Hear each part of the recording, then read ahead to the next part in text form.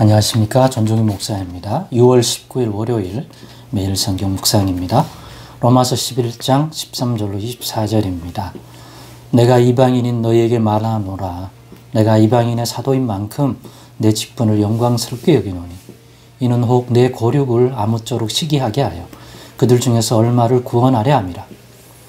그들을 버리는 것이 세상의 화목이 되거든 그 받아들이는 것이 죽은 자 가운데서 살아나는 것이 아니면 무엇이리요. 제사하는 처음 익은 곡식 가루가 거룩한 즉 떡덩이도 그러하고 뿌리가 거룩한 즉 가지도 그러하니라. 또한 가지 얼마가 꺾이었는데 돌 감람나무인 너가 그들 중에 접붙임이 되어 참 감람나무 뿌리에 진액을 함께 받는 자가 되었은즉 그 가지들을 향하여 자랑하지 말라. 자랑할지라도 너가 뿌리를 보존하는 것이 아니요 뿌리가 너를 보존하는 것이니라. 그러면 너의 말이 가지들이 꺾인 것은 나로 접붙임을 받게 하려 함이라 하리니 옳도다. 그들은 믿지 아니함으로 꺾이고 너는 믿음으로 섰느니라. 높은 마음을 품지 말고 도리어 두려워하라. 하나님이 원가지들도 아끼지 아니하셨은즉 너도 아끼지 아니하시리라. 그러므로 하나님의 인자하심과 준엄하심을 보라. 넘어지는 자들에게는 준엄하심이 있으니 너희가 만일 하나님의 인자하심에 머물러 있으면 그 인자가 너희에게 있으리라. 그렇지 않으면 너도 찍히는 바 되리라. 그들도 믿지 아니하는데 머무르지 아니하면 접붙임을 받으리니 이는 그들을 접붙이실 능력이 하나님께 있습니다. 내가 원 돌감람나무에서 찍힘을 받고 본성을 거슬러 좋은 감람나무에 접붙임을 받았으니 원가지인 이 사람들이야 얼마나 더 자기 감람나무에 접붙임을 받으랴. 아멘. 네, 오늘은 너도 찍히는 바 되리라. 너도 찍히는 바 되리라 라는 제목으로 묵상 나눔을 갖겠습니다. 오늘 바울 사도는 이방인의 사도로서 이방인 가운데 구원을 얻은 로마에 있는 그리스도인들이 교만하기 쉬운 지점을 언급하면서 교만하면 안 될 이유를 매우 엄중하게 다루고 있습니다. 특별히 먼저 복음을 받았던 유대인들, 이스라엘 백성들이 믿지 않는 모습을 보고 그들을 어리석다, 또 그들이 우리보다 못하다, 이런 교만과 이런 마음을 갖지 않도록 특별히 주의시키고 있습니다. 우리가 뭐 더 대단한 사람이고 더 의롭고 우리 스스로의 어떤 경건과 이런 것이 탁월해서 이스라엘 사람들이 이런 믿지 못하지만 우리는 예수를 믿어 구원을 얻은 것처럼 여길까 봐 특별히 이방인의 사도니까 따끔하게 또 이방인 그리스도인 너희에게 이 교훈을 주려 한다는 거죠. 그게 뭐냐?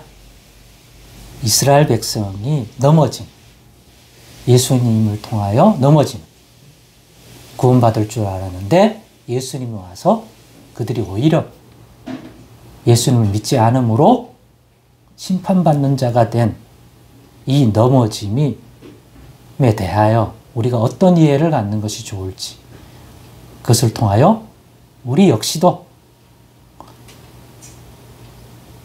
이스라엘 하나님의 자녀라는 약속을 우리 그 누구보다도 먼저 받은 민족과 백성인 이스라엘에게도 이렇게 하신다면 우리 이방인들에게는 더하면 더했지 덜 하겠느냐.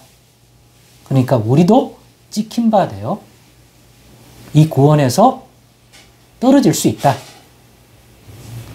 은혜 가운데, 겸손 가운데, 긍휼 가운데 머물러 있어야지 교만하면 안 되는 이유다. 이스라엘의 넘어짐이 하나님의 긍휼의 구원의 손길이 이방인을 향하는 그런 시점과 계기가 되었다는 거죠. 그것을 이해하라는 거죠. 그것이 무엇을 의미하냐. 왜 이스라엘을 우리 이방인의 구원을 위하여 이스라엘이 예수를 믿지 못하고 넘어지는 것이 되게 하였느냐. 하나님의 목적을 이해해라. 첫째, 그렇게 함으로써 이방인 중에도 구원받는 자가 있음을 보여주어 이스라엘로 교만치 않도록 만드는 그러한 내용이 되게 하셨다.